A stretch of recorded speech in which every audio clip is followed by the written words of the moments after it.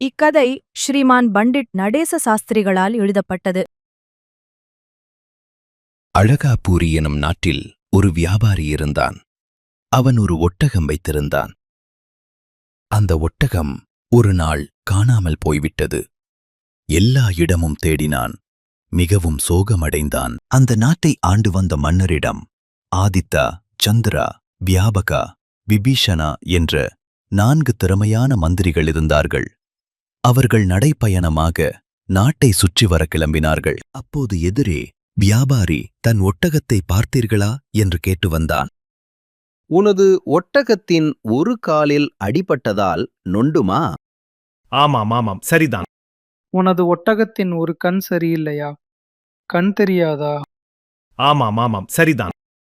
உனது ஒட்டகத்தின் வால் சின்னதாக குட்டையாக இருக்குமா? ஆமாம் சரிதான். உனது ஒட்டகத்தின் வயிறு சரியில்லையா? வயிற்றுப்போக்கால் அவதிப்படுகிறதா? ஆமாம் சரிதான்.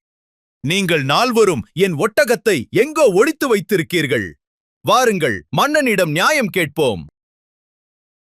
மன்னா, இந்த நால்வருக்கும் என் ஒட்டகத்தை பற்றி நன்றாக தெரிந்திருக்கிறது. என் ஒட்டகத்தை பார்த்திருக்கிறார்கள். எங்கோ ஒளித்து வைத்திருக்கிறார்கள். என்னிடம் அதை திருப்பித் தர ஆணையிடுங்கள்.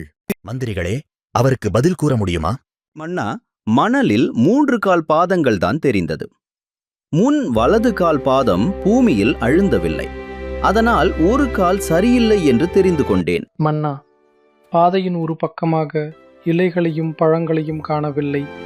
அதனால் ஒரு பக்கம் கண் தெரியாத ஒட்டகம் ஒரு பக்கமாகத்தான் சாப்பிட்டிருக்கிறது. மன்னா, பாதையில் இரத்த துளிகள் சொட்டி கொண்டே சென்றிருக்கிறது.